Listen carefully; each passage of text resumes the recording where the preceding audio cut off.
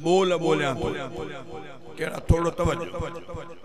महबूब सां दिल मुझे बैयत कई बेसां दिल जो हथ न मिलाईंदुसे मुझे मोबाइल में कल के दोस्त कल अगे नहीं मैसेज मोकली तसे मां मगरिब नमाज का पोई जवांदो जो हम लेटी पे मुखे निंद्र अची निंद्र में डिठुम त हिकड़ी वडी स्टेज आ जेते तमाम वडा उलमा इकराम मौजूद हन तमा उन जाते शेर पढ़ो था त महबूब सा दिल मुझे बैयत कई बेसा दिल जो हथ न मिलाई शेर मौलाना चांडे साहब जो हियर भी मुखे इंदे इंदे कह दोस्त अचे चो तो मेहरबानी करे इहो बुधायो मुझी दिल भी घुरे थी थोड़ो तवज्जो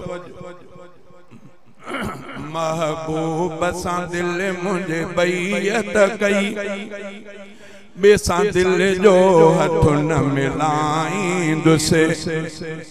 मुखे मुरसल दे हसना जो कसम सदा मदह मोहम्मद गाईंदुसे मुखे मुरसल दे हसना जो कसम सदा मदह मोहम्मद गाईंदुसे जेके मालिक अर्श घुरायो हो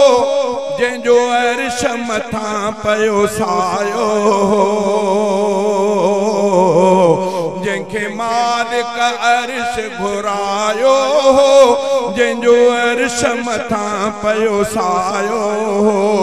चयो मौला तोखे घुरायो हथ में अगे पोए न तुझे घुराईंदुसे महबूब सां दिल मुझे बैयत कई बेसा दिल जो हथ न मिलाईंदुसे मुखे मुरसल दे असना जो कसम सदा मदह मोहम्मद गाईंदुसे जहिड़ो सूरत में तहिड़ो सीरत में तहिड़ो हिकमत इल्म बसीरत में जहिड़ो सूरत में तहिड़ो सीरत में तहिड़ो हिकमत इल्म बसीरत में अहिड़ो कोन थियो न को थियणो आ न को अहिड़ो कंहिंखे भाईंदुसे अहिड़ो कोन थियो न को थियणो आ न को अहिड़ो कंहिंखे भाईंदुसे महबूब सां दिल मुझे बैयत कई बेसा दिल जो हथ न मिलाईंदुसे अचे अहमद अरबी तसव्वुर में ऐं दिल जे ख्याल संदे घर में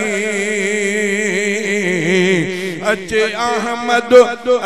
अहमद अरबी तसव्वुर में ऐं दिल जे ख्याल संदे घर में महबूब जे मंजिल दिल में करे मां साहज से जब छाईंदुसे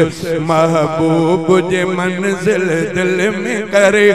मां साहज से जब छाईंदुसे सारो देह जहील पियासिया चांडियो अब्द बि उन ले उदासिया सदको वञा चांडे साहब जे नाले अल्लाह ताला को दुआ है अल्लाह ताला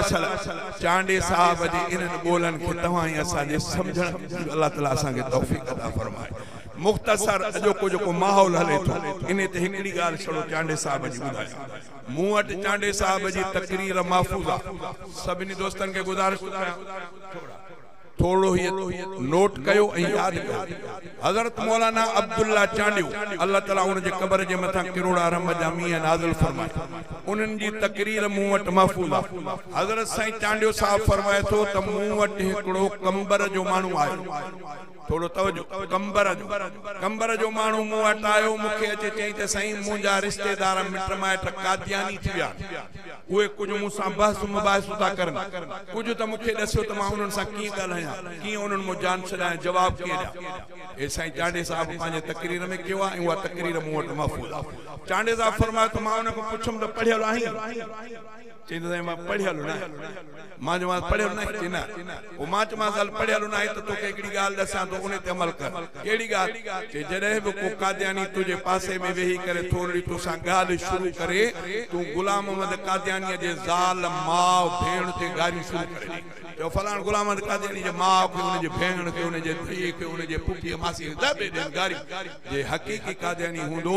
त तोखो भजी विंदो पर तुजो ईमान बचन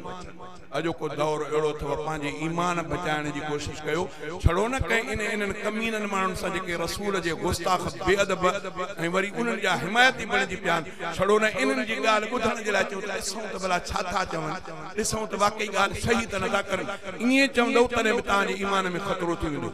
इहो खत्म नुबुवत जो मसलो एड़ो अहम जेकर चांडी साहब चो त मां उनके चुम त तू फौरन दाल ते गार दी मिर्जा गुलाम अहमद कादियानी जे भेण मां के गारियूं जने गारियूं दी तरे तुजो ईमान बचंदो तू न त थरो मता चई त अल्लाह मता हुन जी गाल सही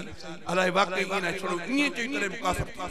मां अल्लाह को दुआ तो क्या अल्लाह ताला सर हिन दौर में तां ही असन ईमान जी हिफाजत फरमाए चांडी साहब जा बोला चई त सारो दे हुजई ले पियासिया चांडियो अब्द बे उन ले उदासिया